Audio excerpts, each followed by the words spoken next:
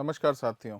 हमारे लोकतांत्रिक ढांचे में नागरिकों द्वारा प्रयोग किया जाने वाला मतदान का अधिकार एक बहुत महत्वपूर्ण अधिकार है। कभी कभी मतदान के दौरान कई ऐसे वोटर्स हैं जो किन्हीं कारणों से पोलिंग बूथ पर उपस्थित नहीं हो सकते। तबीयत ठीक नहीं है, शारीरिक विकलांगता है, शहर में उपलब्ध नहीं है, ऐसी कई परिस्थितियों में तो इनके लिए कॉन्डक्ट ऑफ इलेक्शन रूल्स 1961 में पोस्टल बैलेट, जिन्हें हम डाक मतपत्र भी कहते हैं, उसकी सुविधा प्रदान की गई है।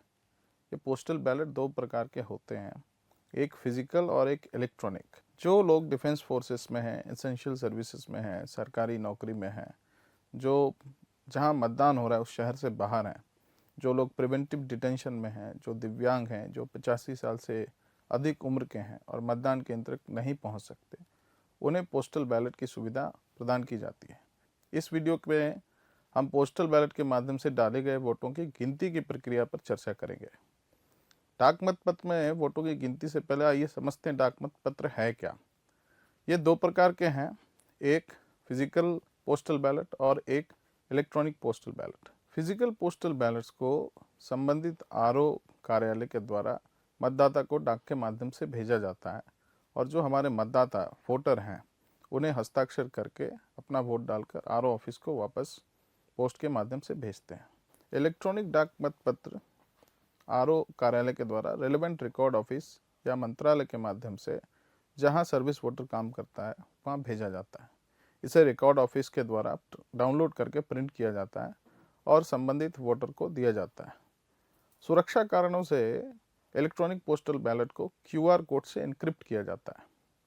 दोनों प्रकार के पोस्टल बैलेट्स, फिजिकल और इलेक्ट्रॉनिक, में 3 पार्ट्स होते हैं। मतगणना के दौरान सबसे पहले पोस्टल बैलेट्स की गिनती की प्रक्रिया रिटर्निंग ऑफिसर के टेबल पर शुरू की जाती है।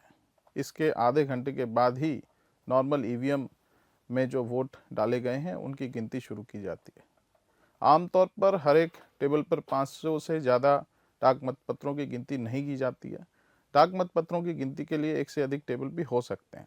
ये सलाह दी जाती है कि पोस्टल बैलेट काउंटिंग के लिए कितने टेबल्स की संख्या लगाई जा रही है, इसे पहले से ही रिटर्निंग ऑफिसर के द्वारा सुनिश्चित कर लिया जाए और हमारे काउंटिंग एजेंट्स को उतनी ही संख्या में अपॉइंट किया जाए। पोस्टल बैलेट्स में वास्तविक गिनती शुरू करने से पहले प्री काउंटिंग वेरिफिकेशन की प्रक्रिया है और ये एक बहुत इंपॉर्टेंट स्टेप है। एक बार वेरिफिकेशन होने के बाद ही दोनों प्रकार के पोस्टल बैलेट्स की गिनती एक साथ की जाती है। दोनों प्रकार के पोस्टल बैलेट्स में एक बुनियादी अंतर है। वो अंतर इनके भेजने के तरीके में और वापस प्राप्त होने के बाद इनके वेरिफिकेशन के तरीके में होता है। जहां फिजिकल पोस्टल बैलेट आरओ द्वारा सीधे तौर पर मतदाता को भेज दिए जाते हैं, जो अपना वोट चिन्हित कर फिर से उसे आरओ को वापस देते हैं। वहीं इलेक्ट्रॉनिक पोस्टल बैलेट एक secure internet based transmission system के माध्यम से मतदाता को उनके संबंधित रिकॉर्ड कार्यालय के माध्यम से भेजा जाता है, जो कि क्यूआर कोड से एन्क्रिप्ट किया होता है। रिकॉर्ड ऑफिस इसे प्रिंट करके संबंधित मतदाता को सौंपता है, जो अपना वोट अंकित करने के बाद इसे फिर पोस्ट के माध्यम से रिटर्निंग ऑफिसर के कार्यालय में वापस भेजते हैं। गिनती की प्रक्रिया के दौरान सबसे पहले क्यूआर कोड्स को कंप्यूटर से जुड़े क्यूआर कोड रीडर के द्वारा स्कैन किया जाता है, जो इलेक्ट्रॉनिक डाक मतपत्र की वास्तविकता की पहचान करता है। उसके बाद वेरिफिकेशन होने के बाद इलेक्ट्रॉनिक पोस्टल बैलेट और फिजिकल पोस्टल बैलेट की गिनती की प्रक्रिया समान होती है। जहां कंप्यूटर में किसी तरह की नकल पाई जाती है, इलेक्ट्रॉनिक डाक मतपत्र को खारिज कर दिया जाता है। जहां डुप्लीकेशन नहीं है, ऐसे ही इलेक्ट्रॉनिक पोस्टल बैलेट्स को काउंटिंग के लिए प्रोसेस किया जाता है। आइए अब डाक मतपत्रों की गिनती की प्रक्रिया को समझते हैं। एक पोस्टल बैलेट या डाक मतपत्र एक बड़े लिफाफे में होता है, जिसे फॉर्म 13C कवर बी के रूप में जानते हैं। इसे खोले जाने के बाद इसके अंदर 2 दस्तावेज पाए जाते हैं। एक फॉर्म 13A में वोटर के द्वारा दिया हुआ डिक्लेरेशन फॉर्म होता है और दूसरा फॉर्म 13B, जिसे इनर एनवेलप भी कहते हैं, कवर ए में, उसमें पोस्टल बैलेट होता है।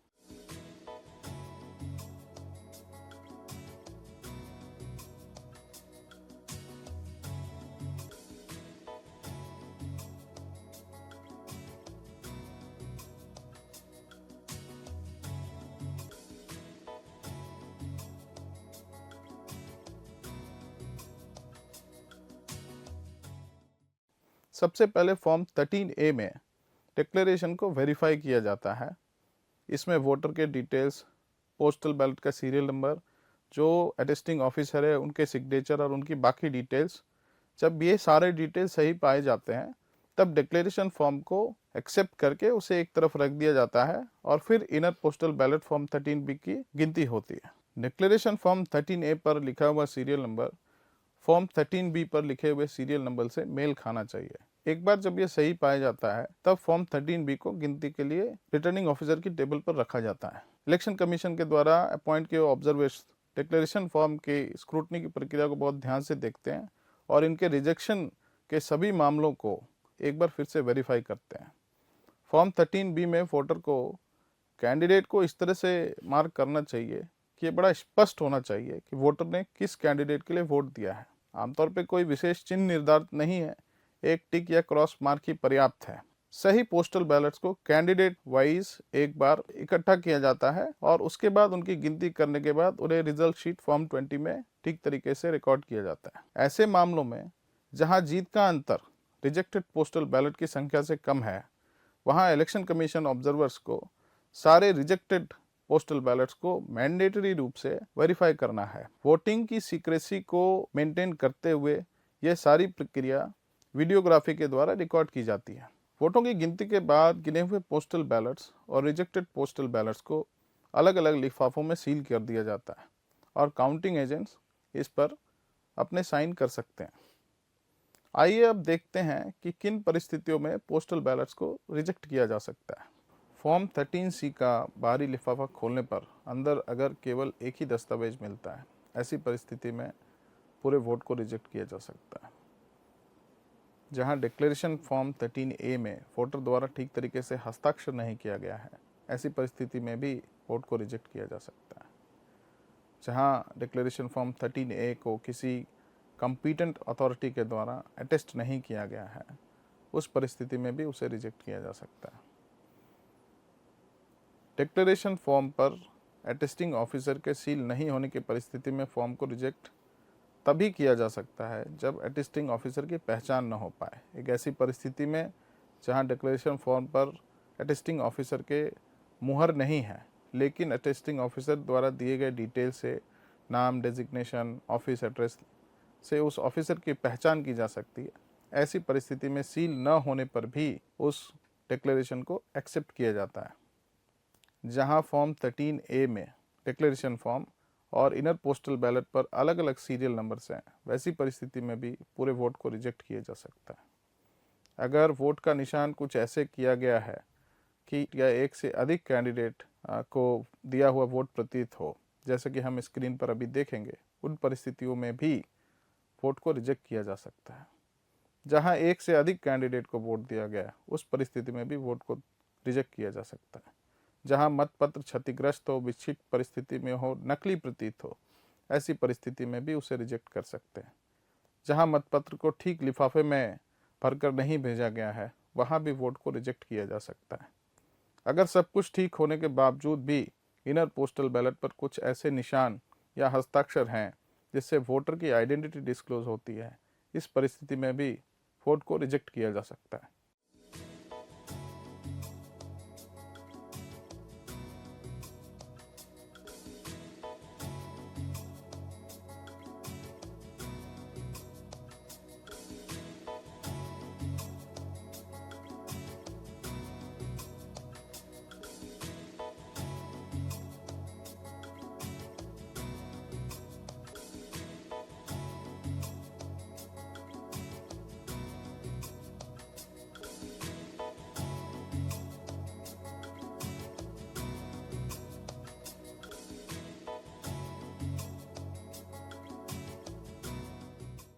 क्योंकि पोस्टल बैलेट्स की काउंटिंग के वक्त रिटर्निंग ऑफिसर के पास इसे रिजेक्ट करने के लिए बहुत एक वाइड डिस्क्रिशन हो सकता है और छोटी से छोटी गलती की वजह से भी इन वोट्स को रिजेक्ट किया जा सकता है।